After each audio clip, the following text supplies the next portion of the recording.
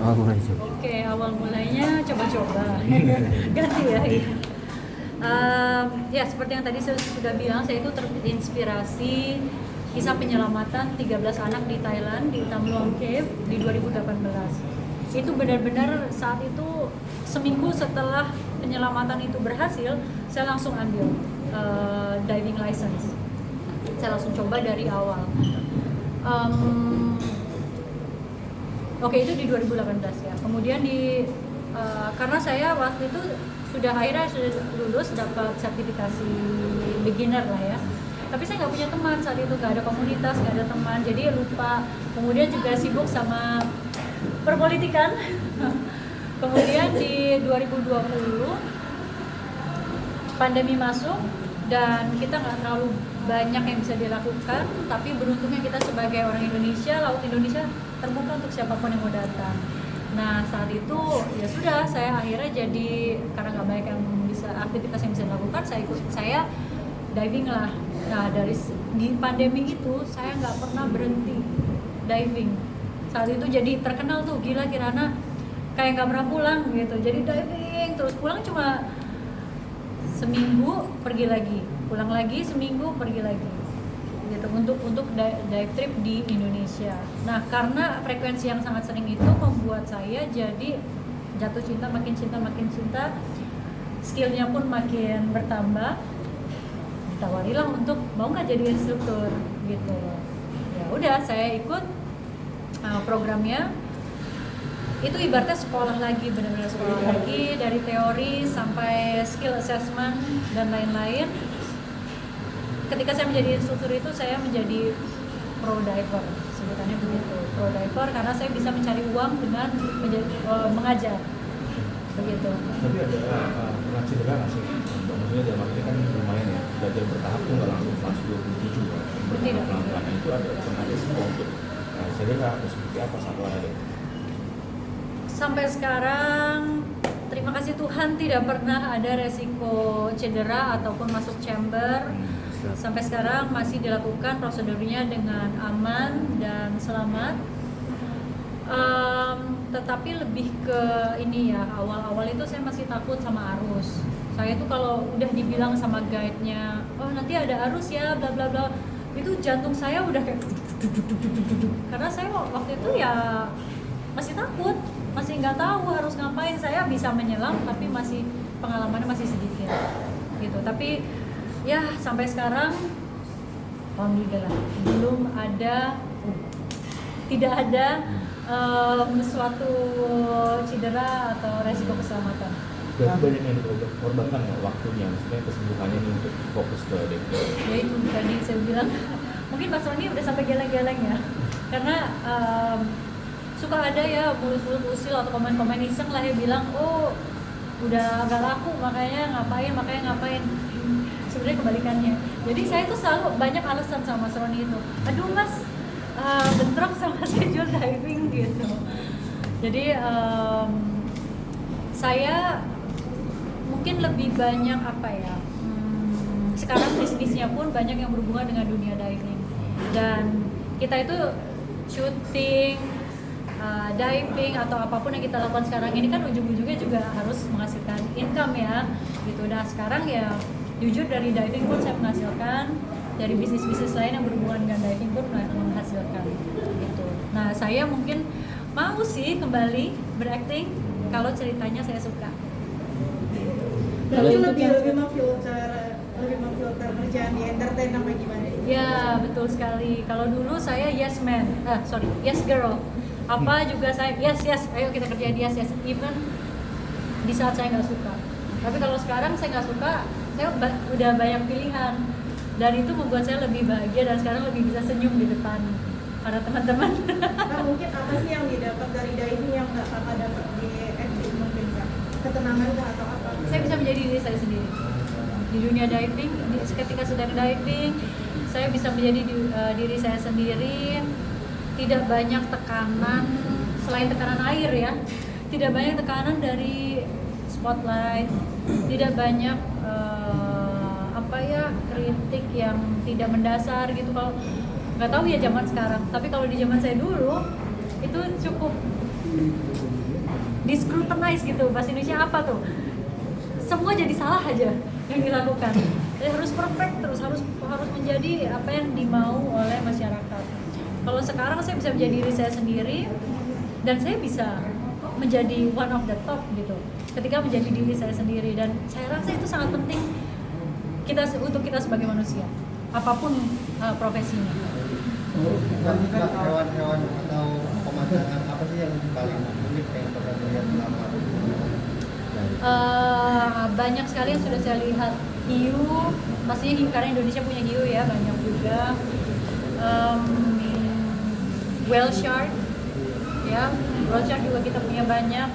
Blue whale yang paling besar itu Indonesia juga ada. Ubur-ubur bahaya, tapi saya juga pernah lihat secara langsung. Lobster saya lihat secara langsung, bukan lobster ternak ya, jadi lobster yang ada gitu. Kemudian gurita, bukan gurita ternak, bukan gurita untuk disediakan di restoran, tapi gurita yang ada di alam luas, alam bebas saya pernah lihat.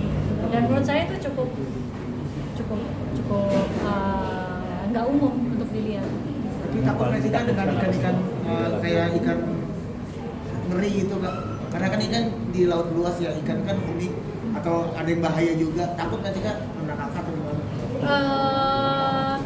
Iya.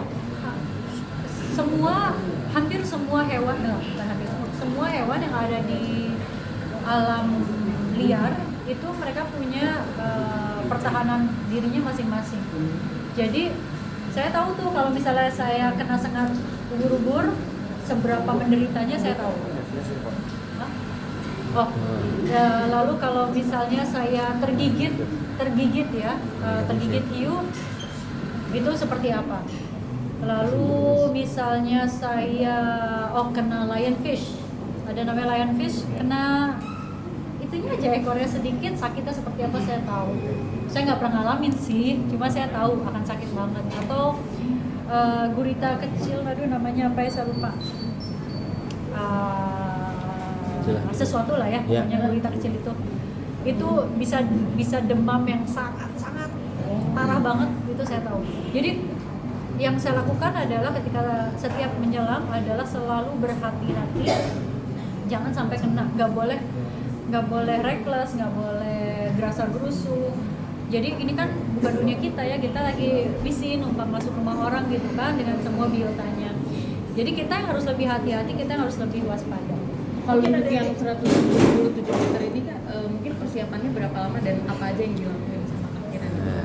Itu persiapannya sudah dari 2024. Jadi pertama itu saya mengambil lisensi untuk 75 meter, kemudian ke 100 meter, kemudian saya sudah punya 100 meter, kemudian saya lakukan beberapa kursus yang lain, bidang lain.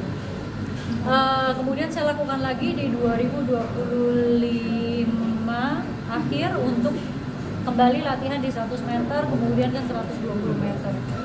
Saya latihan di 50 meter itu dengan bawa 5 tangki, saya lakukan berkali-kali walaupun berat sekali, maksudnya tangkinya itu berat, tapi itu saya lakukan. Jadi untuk persiapan ke 120 meter ini mungkin hampir 2 tahun. Yang paling tadi apa sih Mbak? Ini kan bertahap ya, 70 kali 50 hingga sampai 120 itu kan itu yang ditakut dari beberapa apa sih? Tekanan udara dan ini banyak kan faktornya ya. Yang paling saya takutkan adalah kalau saya kerasunan udara, ya, karena tadi saya sempat jelasin ya bahwa udara yang saya bawa di 5 tabung itu kan beda-beda semua komposisinya. Nah, masing-masing komposisi itu punya maksimum kedalaman, gitu. Kalau saya menghirup udara yang salah di kedalaman yang salah, itu bisa oksigen gitu. Kita sebutnya bukan oksigen, tapi komposisi udara. Karena kalau kita sebut oksigen itu 100% oksigen. Nah, seperti contohnya 100% oksigen itu kita tidak boleh melebihi dari 6 meter. 100% oksigen udara lebih dari 6 meter itu bisa menjadi racun di tubuh kita. Begitu. Nah, makanya kita nggak pernah sebut tabung oksigen, kita sebutnya tabung udara. Jadi ya itu ketakutannya hanya itu, bukan hanya itu, salah satunya itu, dan kita nggak pernah tahu fisik kita. Misalnya fisiknya tidak fit dan kemudian mental kita terganggu di dalam, itu bisa saja terjadi. Misalnya ada visual disturbance, artinya penglihatan kita terganggu atau pendengaran kita terganggu atau kita kena vertigo di dalam, itu bisa aja terjadi, dan itu semua beresiko untuk keselamatan kita. Untuk menghindarinya gimana? Itu semua bisa dihindari dengan menjaga pola hidup yang sehat, terutama menjelang penyelaman yang ekstrim. Ketika berhasil tembus di 127 itu kan dengan penglihatan dan cahaya yang minim gitu. Apa yang ada di dalam pikiran Kirana pertama kali ini? Cahaya saya kan bawa itu ya, bawa senter yang sangat besar. Saya nggak ada perasaan apa-apa sih jujur. Saya ngeliatin, kita kan bawa dive komputer di tangan itu kan. Karena saya tahu saya punya limit di bawah situ, saya sudah berjaga-jaga ketika saya lihat 90, oke 100, oke 110, oke 120, oke ini kan maunya ke 125. Terus saya lihat 125, saatnya untuk putar balik. Tapi saya nggak berasa ternyata ke 127. Sebenarnya saya mau mencatatkan 125. Nah, jadi 127 itu kayaknya agak kegebutan aja. Terus putar balik. Berapa lama sih Mbak? Terbilang sampai 127 meter tuh waktu? Saya berusaha melakukan turunnya itu secepat mungkin gitu. Sampai ke 127 itu nggak sampai 10 menit. Ya, jadi cukup cepat. Dibilang cepat itu juga kita ada perlawanan dari arus yang naik sih sebenarnya. Itu nggak sampai 10 menit kalau saya nggak salah ingat. Nah, naiknya itu yang lama. Jadi ada di 47 meter harus berhenti dulu berapa lama, lalu di berapa meter harus berhenti dulu berapa lama, itu yang membuat jadi lama. Total berarti berapa Kak dari turun terus naik? Cepat sih kemarin, 67 menit ya total. Tapi sebenarnya kalau saya mungkin lebih ambil waktu untuk explore di bawah, mungkin itu bisa menjadi 2 jam. Ya. Ketemu biota laut unik nggak ketika di kedalaman 100 meter? Ketemu mola aja sih, mola-mola.